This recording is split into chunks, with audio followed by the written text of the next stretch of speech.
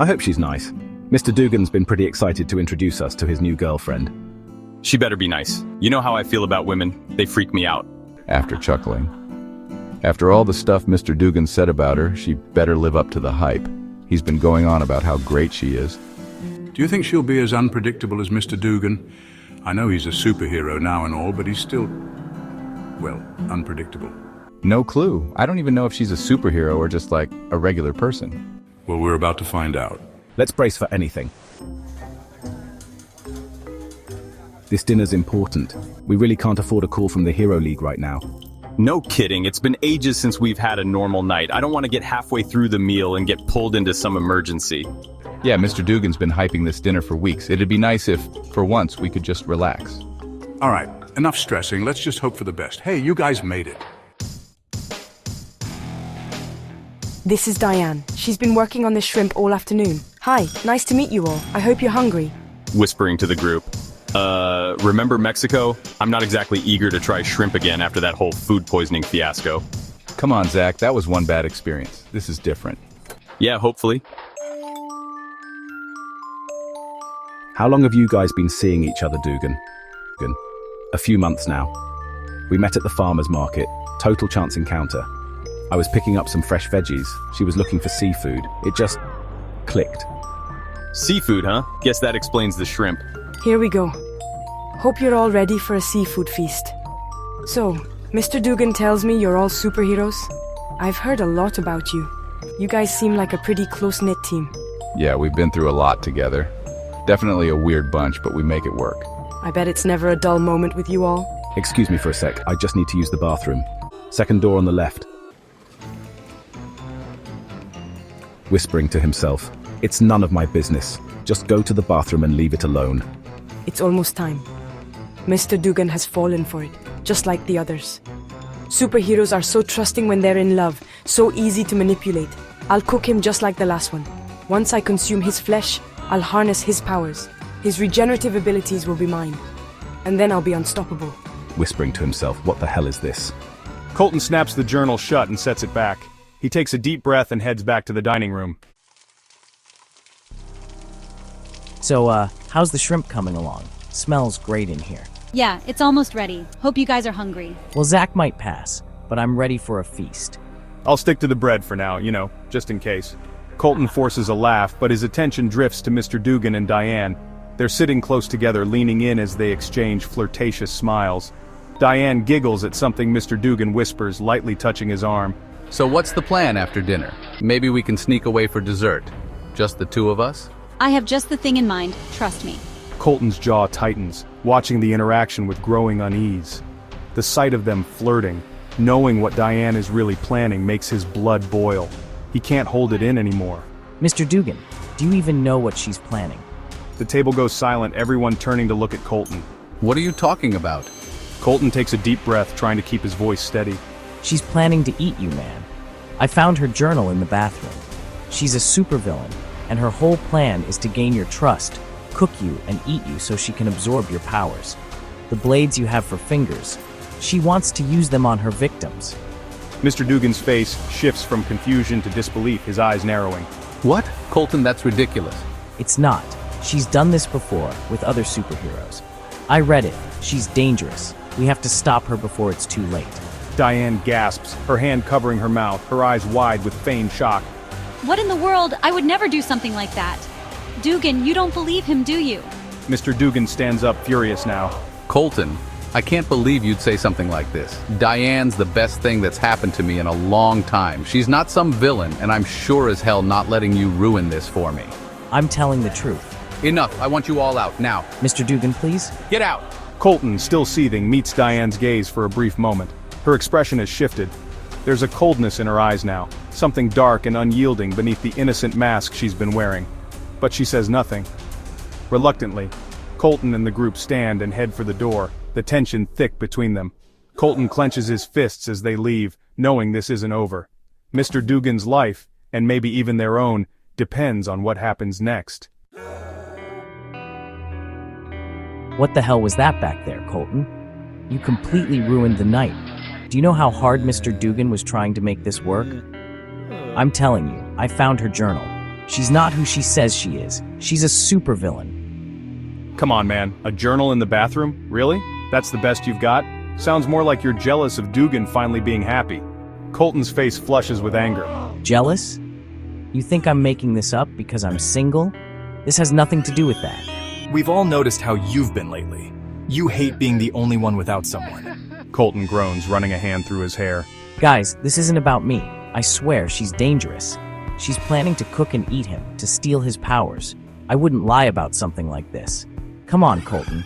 You expect us to believe that someone's dating superheroes just to, what, turn them into dinner?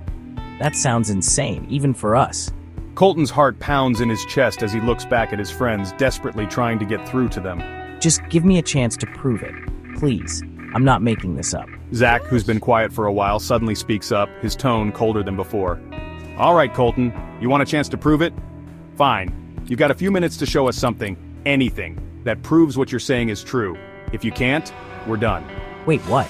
I'm serious, if you can't prove this, our friendship is over. We've been best friends since elementary school, but this is too much. You just blew up Dugan's night, so you better be right. The weight of Zach's words hits Colton like a punch in the gut. He knows Zach never makes empty threats. Fine, let me prove it. All right, I'll turn around. But if this is a wild goose chase, Colton, you better be ready for the fallout. Without another word, Mr. Rence makes a sharp U-turn, heading back toward Mr. Dugan's house. The tension in the van is palpable, everyone on edge as they speed back. Colton stares out the window, his mind racing, knowing he only has a few minutes to find the evidence that could save his friendship and Mr. Dugan's life. Mr. Rence pulls back into Mr. Dugan's driveway, the van rolling to a stop with a soft crunch of gravel.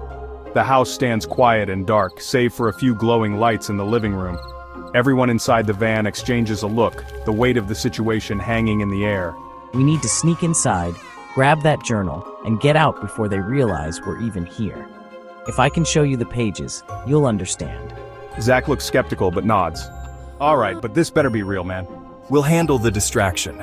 Chris and I will apologize for the whole scene and try to keep them busy. You two get in, grab what you need, and get out fast. Colton nods, adrenaline pumping through his veins. He and Zach slip out of the van quietly, creeping around the side of the house toward the bathroom window. Meanwhile, Chris and Mr. Rence walk up to the front door, preparing for their part of the plan. On the porch, Chris takes a deep breath and knocks. Moments later, Mr. Dugan answers the door, his face still tight with anger. What do you want?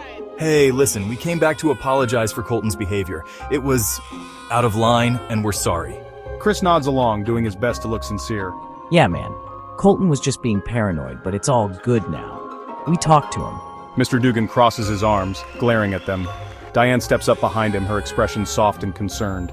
I don't know what came over him. It really hurt me, you know? I was just trying to be welcoming. We get it. He overreacted, and it wasn't fair to either of you. We just wanted to smooth things over. Mr. Dugan hesitates, his anger simmering but starting to cool. All right, fine, come in for a minute. But if Colton shows up again, we're gonna have a problem. No worries. He's still in the van, cooling off. Meanwhile, around the back of the house, Colton and Zach reach the bathroom window. Colton carefully lifts it, the old hinges creaking slightly as they open. He slips inside first, with Zach following closely behind, their footsteps barely audible as they land on the tile floor. All right, it was right here. He moves quickly, grabbing the journal and flipping through the pages until he finds the incriminating entry. Here, look at this. Zach leans over, his eyes scanning the page, his brow furrows as he reads, and the color drains from his face. Holy crap, this is real. I told you, she's planning to eat him and steal his powers. We have to stop her. Zach closes the journal, stuffing it under his jacket. Let's get out of here before they notice we're missing. Back in the living room, Diane sits on the couch, Mr. Dugan pacing angrily nearby as Chris and Mr. Rence keep them distracted with small talk. So Diane, where did you say you're from again? Oh, a little town in the Midwest. Nothing special. I moved out here for better opportunities. More like to find a decent guy who knows how to appreciate her. Diane shoots him a sweet smile. Exactly. That's nice. So, how'd you two meet again? Before Diane can respond, a loud thud echoes from the hallway. Mr. Dugan's eyes narrow and he moves toward the noise. What the hell was that? Chris steps in front of him, blocking the hallway. Probably nothing, man. Houses make weird noises all the time. But Mr. Dugan pushes past him, his suspicion growing. No, I know my house. That wasn't just the house settling. In the bathroom, Colton and Zach freeze, their eyes wide as they hear footsteps approaching. Crap, they're coming. Go, go, go! They both scramble out just as Mr. Dugan reaches the bathroom door. Back in the living room, Mr. Rence and Chris exchange nervous glances, knowing they're running out of time. Mr. Dugan storms into the hallway just as Zach and Colton hit the ground outside and take off running toward the van, hearts racing. As Mr. Dugan opens the bathroom door, he finds the window wide open, the cold night air drifting in, his eyes narrow in fury. They were here. Diane steps into the doorway behind him, her expression cold and calculating, no longer the sweet, innocent woman she had pretended to be. Looks like your friends don't trust me after all. Mr. Dugan clenches his fists, anger coursing through him. This isn't over. Outside, Colton and Zach rush back to the van, panting as they slam the door behind them. Mr. Rence starts the engine, and they peel out of the driveway. Did you get it? Colton nods, holding up the journal. Yeah, now we have proof. Zach is still pale, staring out the window. She's really gonna eat him. And now he's pissed. We've got to stop this before it's too late. Okay, we've got to talk about what we found. That journal, it's full of entries about Diane's past. She's not just some random woman. She's a predator, a supervillain who hunts down superheroes, falls in love with them, and then hesitates, swallowing hard, eats them. Eats them? You're serious? Dead serious. The journal's filled with details. Gruesome stuff, man. She gains their trust, convinces them she's in love with them, then waits until they're vulnerable. Once she's got them alone, she cooks them, eats their flesh, and somehow gains their powers. What kind of supervillain even does that? How is that possible? I don't know the mechanics, but it's all there in her journal. She describes eating one superhero who had fire powers. She cooked him, absorbed his abilities, and afterwards she could conjure fire just like him. She's done this to multiple heroes. Dugan's just the latest target. So why Dugan? Why now? She wants him for his blades. She describes how his finger blades will make her an unstoppable force in battle. They'll give her an edge, literally, that she's never had before. That's insane. Yeah, and unless we stop her, she's going to make Dugan her next meal. Alright, so what's the plan? We can't just march back in there and tell him again, he won't listen. No, we need to be smarter about this. We have the journal, but we need more. Proof that Diane's done this before. If we can match her to an old villain file, we might be able to get the Hero League to back us up. Yeah, she's clearly been doing this for a while, and if she's got a history, there has to be something in the Hero League's records on her. So we head to the Hero League's library, look through the old files, and see if we can find a match for her. Let's do it. If she's been on their radar before, we'll find something. The rest of the drive is quiet, each of them deep in thought. By the time they pull into the parking lot of Hero League HQ, the sky has grown darker, the sense of urgency pressing down on them. They hop out of the van and head inside, Colton leading the way as they make a beeline for the library. All right, we need to split up. We're looking for any villain with a history of dating superheroes, cooking them, or absorbing powers by eating people. Got it. Let's start with anything related to cannibalism, power absorption, or suspicious disappearances. They spread out, each of them diving into different sections of the library. The hours tick by as they comb through file after file, but nothing seems to match. The frustration is immensely anxiety-provoking. Guys, I think I found something. The others rush over to Chris, who's standing over an open file. His face is pale as he points to a mugshot inside. The woman in the photo looks younger, but the cold, calculating eyes are unmistakable. It's Diane. Eleanor Pyre, aka the Devourer. The group falls silent as they huddle around the file, flipping through its contents. Old newspaper clippings, villain reports, and disturbing notes from previous investigations fill the pages. The further they dig, the more horrifying the details become. One of the yellowed clippings reads, "Missing hero, suspected foul play, July 12, 2003. Firebrand, a prominent hero known for his flame manipulation abilities, has been missing for over 2 weeks. His last known location was a dinner date with a woman he had been seeing for several months. Authorities have yet to release any information about the woman in question, though sources close to the investigation suspect her involvement in his disappearance." Another clipping, dated a year later, is even more disturbing. "Superhero remains found in gruesome discovery. October 30th, 2004, authorities have confirmed that the remains of Firebrand, the missing flame-wielding hero, were discovered in a remote cabin just outside of the city. What began as a search for a missing hero has turned into a gruesome crime scene. Authorities found evidence of a cooking station where body parts had been prepared. Investigators are currently searching for Eleanor Pyre, a woman Firebrand had been dating before his disappearance. Pyre, who has vanished, is now the prime suspect in the hero's death. Law enforcement warns that she is highly dangerous and may possess superhuman abilities. Colton's eyes widen as he flips to another page, revealing more unsettling details from the villain file. The description beneath the surveillance photo reads, Eleanor Pyre, aka the Devourer, real name Eleanor Pyre, alias various, Diane included. Powers, absorption of superhuman abilities through consumption of flesh. Ability to temporarily harness and amplify the powers of any hero she consumes. Known to target male superheroes, using seduction to gain their trust before attacking. Zack flips to the next page, which shows another mugshot of Eleanor, this time with a more recent alias. The file continues, modus operandi. Eleanor Pyre has a documented history of targeting heroes with unique or particularly useful abilities.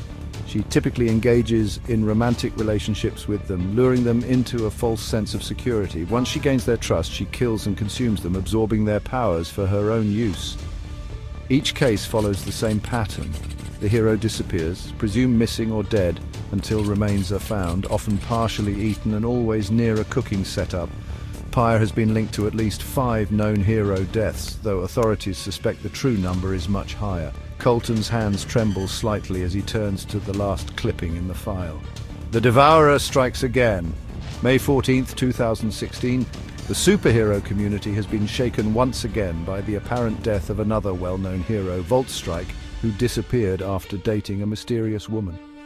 Police found his partially consumed remains in an abandoned warehouse, with burn marks on the walls matching his electric powers.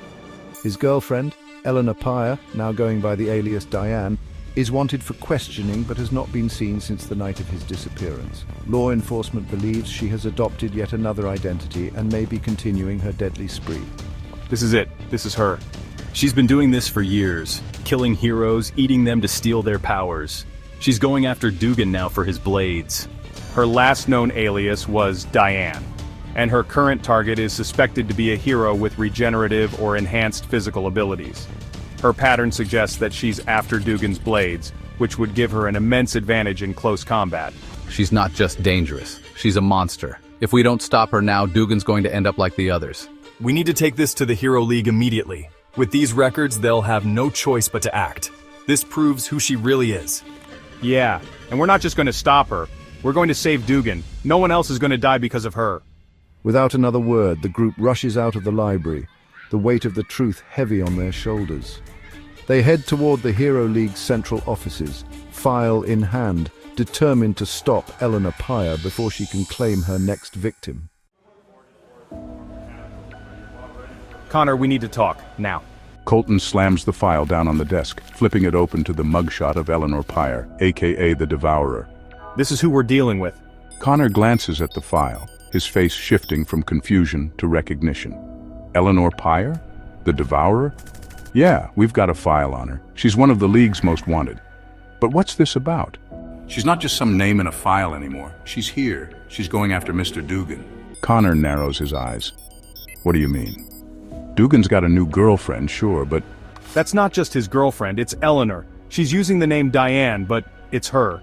We found her journal at Dugan's place. She's already set her sights on him, and if we don't stop her, he's going to end up dead, like the rest of her victims. Connor's expression remains skeptical as he flips through the file, scanning the contents. Look, I understand your concern, but this file contains speculative reports. We've been tracking Eleanor for decades. The section about her possibly going after Dugan is just that, speculation. We've been trying to predict who she might target next, but she's incredibly elusive. Speculation or not, it's happening. She's not possibly going after him. She's already with him. They're in a relationship.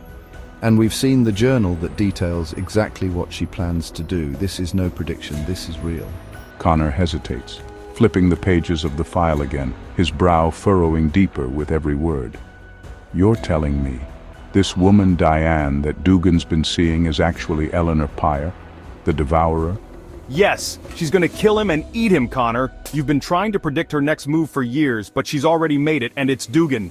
Connor stares at them for a long moment, the weight of their words starting to sink in. His face pales, and he leans back in his chair, rubbing his temples as if trying to process the gravity of the situation. 80 years. 80 years. We've been trying to catch her, and she's slipped through our fingers every time. The group stands there, tense and waiting, as Connor finally stands up, his demeanor shifting from disbelief to determination. If she's with Dugan, then this might be our best shot at catching her. If you can bring her in. He pauses, looking at each of them in turn. If you can catch her, this could be huge for all of you. You'd be moving up the ranks in the Hero League. No more rookie status. She's been on our radar for decades, and we've never been able to get close enough to arrest her. This isn't about rank or status, Connor. It's about saving Dugan before she kills him. Connor nods, his expression serious. I get that. But listen to me. Eleanor is slippery, and she's dangerous. If you're going after her, you need to be smart about it. She's been evading us for a reason. We've had teams try to bring her in before, but they've all failed. You have the advantage of knowing her next move. We're not going to fail. She's going after Dugan, and we're going to stop her. Connor stares at Colton for a moment, then nods slowly. All right, but you'll need backup. I'll send a team to support you, but this is your mission. You're the only ones who've seen the journal and made the connection. If you catch her, you'll have the full backing of the Hero League. We don't need the credit, we just need to stop her. Connor nods, grabbing his communicator. I'll get the team ready. But remember, Eleanor Pyre is not your average villain. She's lived for decades off the powers she's stolen. She's got experience and abilities that make her unpredictable. We know. Connor pauses, then adds, one last thing. If you're going to bring her in, you need to make sure she can't escape this time. Use everything at your disposal. She's not getting away again. With a firm nod, Colton, Zach, Chris, and Mr. Rence turned toward the door, ready to face the deadly villain who had eluded capture for far too long. But this time, they were going to end her reign of terror, no matter what it took. I'm sorry I couldn't make it to that original dinner. I was still on that mission in Guam, dealing with that shapeshifter. By the time I got back, all hell had broken loose. Yeah, you missed a lot. Dugan's new girlfriend isn't who she says she is. She's Eleanor Pyre, a supervillain who's been targeting heroes for decades. She's planning to kill him and steal his powers. Mr. Callaway looks troubled, shaking his head. The Devourer. I've heard of her. She's been on the Hero League's most wanted list for as long as I've been around. If she's really after Dugan, we need to move fast. We've been trying to convince Dugan for days now, but he refuses to believe us. He thinks we're just jealous or overreacting. Just then, the door to the man cave opens and Mr. Dugan strides in. His face is a mask of irritation, clearly still upset about the events from the dinner. The group falls silent as he approaches, his eyes narrowing at Colton and the others. Well, well, well, look who's all gathered here, planning my girlfriend's demise. Dugan, we're not... No, you listen. I've heard enough of this nonsense about Diane being some kind of supervillain trying to eat me. I don't know what's gotten into you guys, but I'm done with it. Dugan, please, just listen. We found her journal. We read through her plans. This isn't a joke. She's dangerous. I've had enough. I came down here as a courtesy to let you know that Diane and I are heading up to a cabin for the weekend. I'll be out of contact for a couple of days, and when I get back, we can talk. But don't bring this crap up again. Got it? The group exchanges worried looks. Colton's heart sinks as he realizes what this trip really means. Dugan, you can't go up there with her. This is the final step of her plan. She wants to get you alone in a remote location where no one can hear you scream. Dugan's jaw clenches, his anger rising. I've heard enough of this paranoid garbage. Diane and I are going to the cabin, that's it. And when I come back, I don't want to hear any more accusations. Dugan, please, you're walking right into a trap. She's going to kill you. Dugan glares at them, his patience clearly gone. No more warnings, no more accusations. You guys have crossed a line. I'll see you when I get back. With that, he turns on his heel and storms out of the man cave, the door slamming behind him. The group sits in stunned silence for a moment, helpless as the reality of the situation sinks in. He's gone. He's walking straight into her hands. Colton punches the table in frustration. We have to do something. We can't just let him go. Mr. Callaway leans back, deep in thought. We're running out of time. If he's heading to that cabin, she's probably going to make her move tonight. Before anyone can respond, a voice crackles over the PA system, echoing through the room. Colton, Zach, Chris, Mr. Rence, report to Commander Connor's office immediately. He's ready to go over the plan. The group exchanges tense glances. This is it. Connor's got the team together. They stand and leave the man cave, moving quickly through the hallways of Hero League HQ. When they reach Connor's office, the door slides open to reveal the commander standing at the head of a table. Several other heroes seated around it, waiting for them. Connor motions for them to sit as they enter, his face grim. We've got a team in place. You all know the situation. Eleanor Pyre, aka the Devourer, is targeting Dugan. We've confirmed that she's using the alias Diane and has been in a relationship with him for the last few months. Based on the journal you found, we believe she's planning to kill him this weekend. One of the heroes, a woman with sharp eyes and a scar across her cheek, speaks up. We've been tracking the Devourer for years, but she's always one step ahead of us. This is the closest we've ever come to catching her in the act. Connor nods. Exactly. If we move fast, we can stop her before she gets away again. The cabin is remote, and she's likely chosen it specifically for that reason. But we have an advantage. She doesn't know we're onto her yet. Mr. Rence leans forward. What's the plan, Commander? Connor brings up a holographic map of the area surrounding the cabin. We'll divide into two teams. Team 1 will approach the cabin from the front, posing as casual hikers or locals. Your goal will be to distract her, buy us time. Team 2 will circle around and enter the cabin from the back. The goal is to catch her in the act, before she can kill Dugan. Colton exchanges a glance with Zach. We're going to need to move fast. She's not going to hesitate once they're alone. Connor nods, his face stern. Exactly. Timing is everything. If we can catch her in the act, it'll be enough to arrest her and stop her for good. But be careful. She's already absorbed the powers of multiple heroes. We have no idea what she's capable of. Zach swallows hard. If she's going after Dugan for his blades, then she's planning to use those powers to her advantage. We need to be ready for anything. Connor meets their eyes, his voice steady. We'll catch her this time. This is our best shot in decades, and we're not going to let her slip through our fingers again. Colton takes a deep breath, standing up with the others. All right, let's do this. We're not going to let Dugan die on our watch. The team rises from the table, ready to move out. They all know the stakes. This isn't just about saving one hero. It's about finally ending the reign of one of the most dangerous villains the Hero League has ever faced. Commander Connor looks around the room at the assembled group of heroes, his eyes scanning their faces. He gestures toward Colton, Zach, Chris, Mr. Rence, and Mr. Callaway as they stand by the door. Connor. All right, let me introduce you all. Colton, Zach, Chris, Mr. Rence, and Mr. Callaway. These are the guys who've been tracking Diane, or Eleanor Pyre, the Devourer, for the past few days. They've uncovered her plans, and they're the reason we have a shot at catching her. The other heroes at the table look over at them, a mixture of curiosity and respect on their faces. Connor steps aside, motioning to the first hero sitting at the table. He's a large, broad-shouldered man with a gas mask hanging around his neck. His presence is intimidating, but there's a light-hearted gleam in his eye. Connor. This here is Gas Goon. His farts can create a toxic fume that disorients and incapacitates supervillains. He'll be part of Team 1, leading the distraction. Gas Goon grins and stands up, giving them a mock salute. Gas Goon, don't worry fellas, I'll make sure no one's thinking straight. Just try not to be downwind of me when I let one rip. Zach, noted. Sounds effective? Gas Goon chuckles. Gas Goon, trust me, when I clear a room, I clear a room. This baby keeps me breathing clean, but villains? They're not so lucky.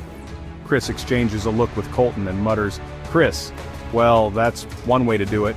Connor moves on, pointing to another hero, a more familiar face. This one is lean, with sharp, intelligent eyes and a calm demeanor. His fingers are tapping rhythmically on the table as if testing out unseen elements around him. Connor. And this is Quantum Shift. You've worked with him before, on that mission to the Villain League Science Lab. His power allows him to manipulate elements at a molecular level. He'll be on Team 2 with you guys, backing you up. Quantum Shift stands up and nods at them, a small smile on his lips. Quantum Shift. Good to see you all again. Last mission went pretty smoothly, let's hope this one does too. Colton. Smoothly? You turned all the water in the villain's hideout into hydrogen and nearly blew the place sky high. Quantum Shift shrugs, an amused glint in his eye. Quantum Shift. It worked, didn't it?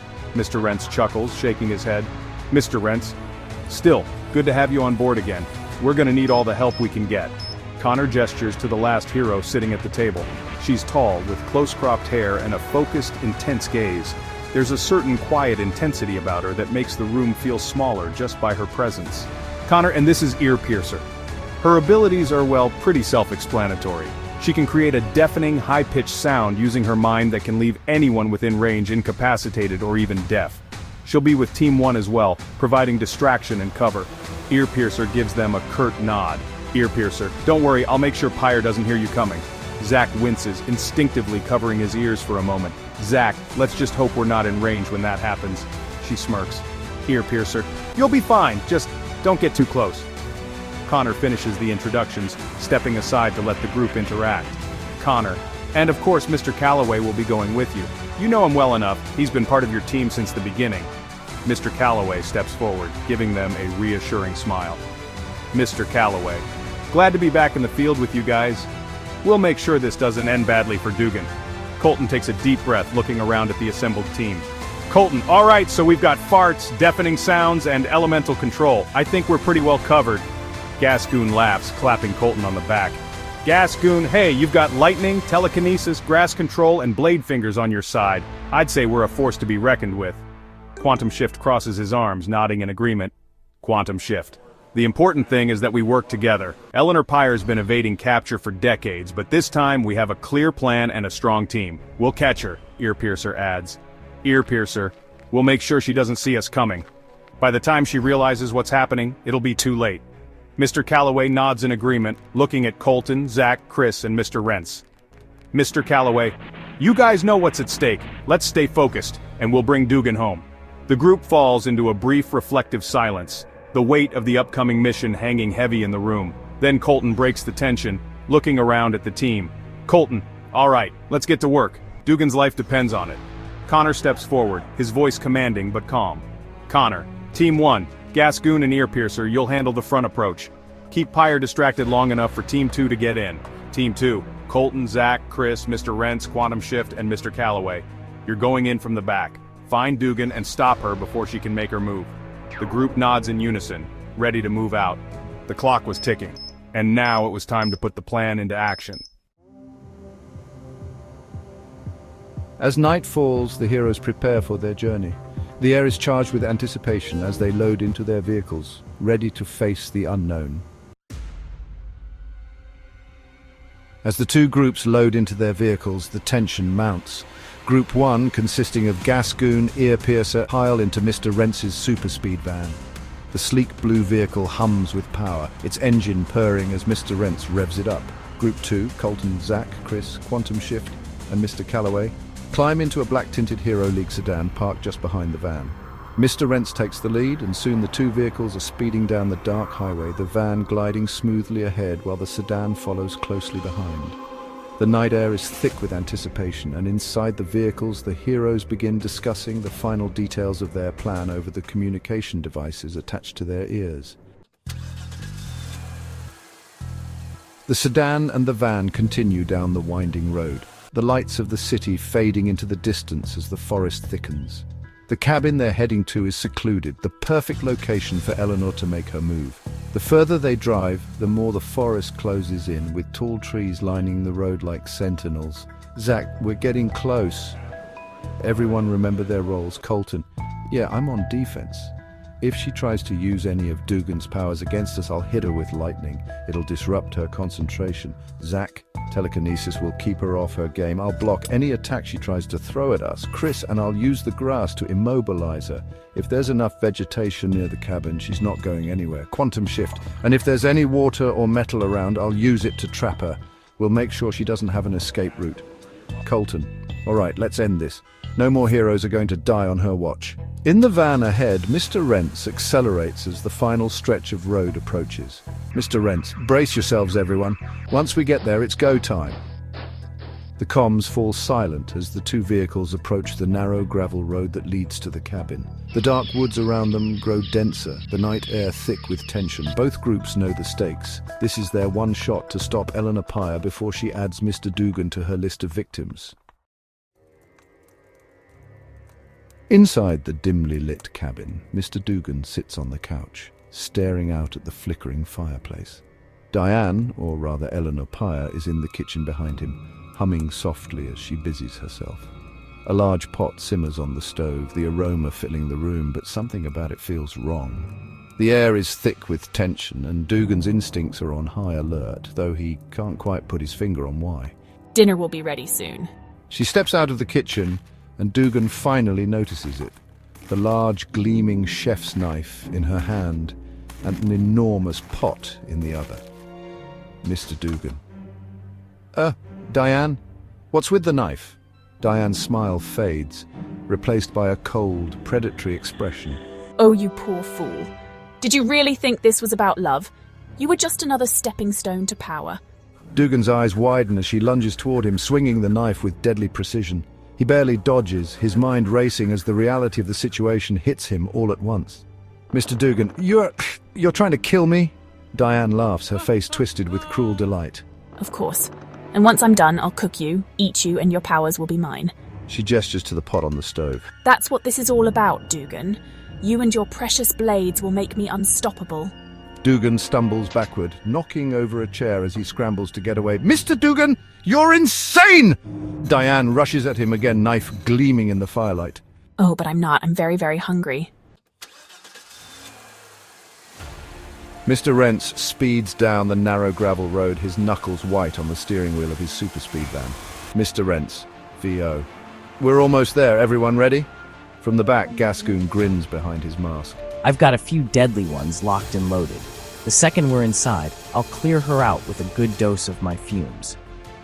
Earpiercer, sitting next to him, nods. As soon as we create the chaos, I'll hit her with a blast she won't recover from. Mr. Callaway, seated in the front, clenches his fists. Mr. Callaway, VO. Let's just hope we're not too late. As they approach the cabin, Mr. Rence floors the accelerator. Mr. Rence, VO. Hang on! Without warning, the van crashes through the side of the cabin with a deafening roar, the wall collapsing inward as wood and debris scatter in every direction. The entire structure shakes and Diane stumbles back, eyes wide with shock. What the? The impact sends her sprawling onto the floor, the pot in her hand clattering across the room. Mr. Dugan. I don't know who's crazier, you or the people crashing into my house. From the second vehicle, Colton, Zach, Chris and Quantum Shift watch the cabin wall collapse as Mr. Rence's van smashes into it. Colton grips the wheel of the black-tinted sedan, his eyes narrowing. That's our cue, let's move. The sedan screeches to a halt a few feet away and the team leaps out, racing toward the back of the cabin. I can sense metal around the cabin, pipes, nails in the wood. I'll use them to reinforce the back entrance. Do it. Electricity crackles around his fists as they approach the now exposed back wall of the cabin. Zach, Chris, we've got to get in there and stop her before she escapes. Zach nods, focusing his telekinesis on the debris around them. Zach! I'll clear the way, just give me a second. Diane recovers quickly from the crash, her fury growing as she realizes what's happening. She sees Dugan trying to escape and hurls the knife at him, but he narrowly dodges, the blade embedding itself in the wall behind him. You can't run, Dugan. I'm going to finish this.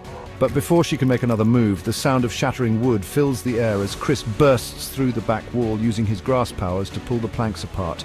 Tendrils of grass slither in from the nearby forest, wrapping around the beams to create an opening. Chris.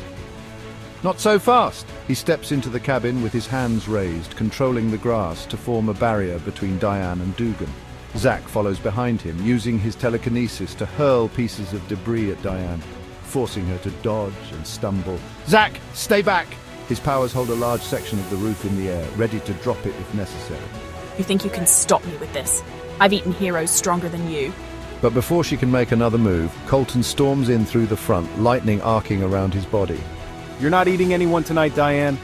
He hurls a bolt of lightning at her and it strikes her in the chest, sending her crashing into the overturned table. She cries out, disoriented, her movements sluggish as the electricity courses through her. Gascoon and Earpiercer stand at the wreckage of the van, ready to enter. Gascoon pulls his mask down, his grin hidden beneath it. Time to clear the air.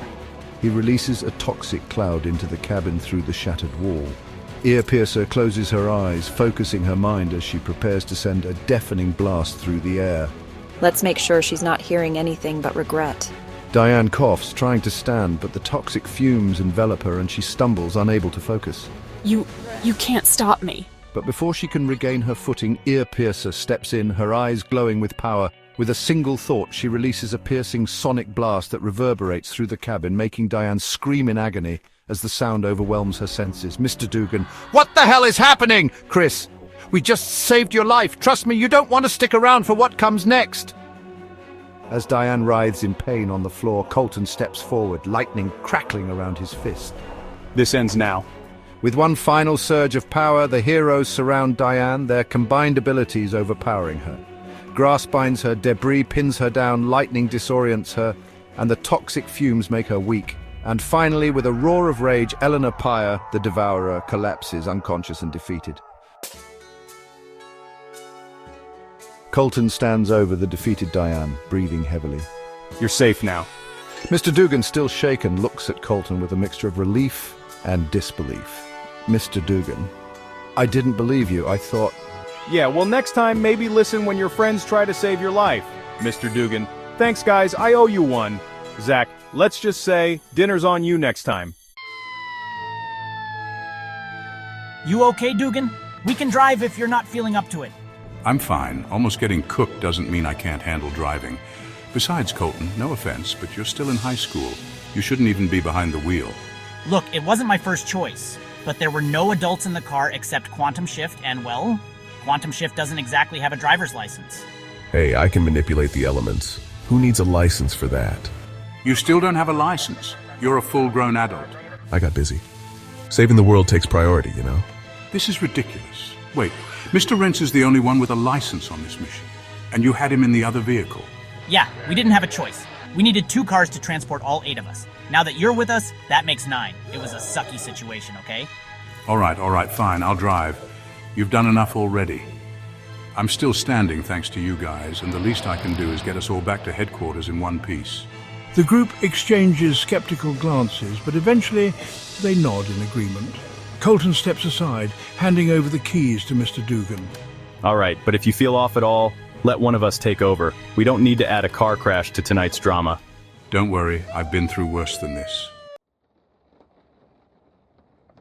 Once everyone's loaded into the sedan, Dugan starts the engine and they begin their drive back to Hero League headquarters. The car hums quietly as it glides down the road, the dark forest slowly giving way to the faint glow of city lights in the distance. I gotta admit, that was the most terrifying experience I've ever been through. I mean, I've fought plenty of villains before, but this was different. She got inside my head. Made me feel like I could trust her. Yeah, that's how she operates. She's been doing it for years. Seducing heroes, gaining their trust, then killing them to steal their powers. You're lucky we got to you when we did. I should have believed you guys. When you tried to warn me, I didn't want to hear it. I thought you were overreacting. But you were right all along. We get it, man. You were in deep. She was good at what she did. But it's over now, you're safe. It's not about the fact that you didn't believe us. It's about the fact that you're still here. That's what matters. Thanks, guys. Seriously, I don't know what would have happened if you hadn't shown up when you did. I can't believe I almost ended up as dinner. Yeah, that would have been one hell of a dinner party. Good thing we crashed it. We're just glad we got there in time. You've got some powerful abilities, Dugan. If she had managed to get her hands on them, she would have been unstoppable. I'm just glad you guys were persistent. I owe you my life. Just remember that next time we tell you someone's trying to eat you... Yeah, next time I'll listen. You guys are all right. Even if you let a high schooler drive a car without a license. We didn't have a choice. Besides, I got us here in one piece, didn't I? Technically, I was ready to take over at any moment. You know, if the car decided to start operating on elemental forces. Just admit you can't drive, Quantum. All right, I'll take a driving course after this. You've convinced me. The group laughs, the tension in the car slowly dissipating as they make their way back toward Hero League headquarters. Dugan's near-death experience hangs in the air, but the relief of having survived and knowing they made it in time brings a sense of camaraderie among them. As the headquarters finally comes into view, Dugan lets out a deep breath. Guess we've got a lot to report. You guys ready for the debrief? Yeah, let's just get home first. The sedan pulls into the Hero League lot, the mission finally behind them. For now, they could breathe easy. They had stopped Eleanor Pyre, and Mr. Dugan was safe, but they all knew the fight against villains like her was never truly over.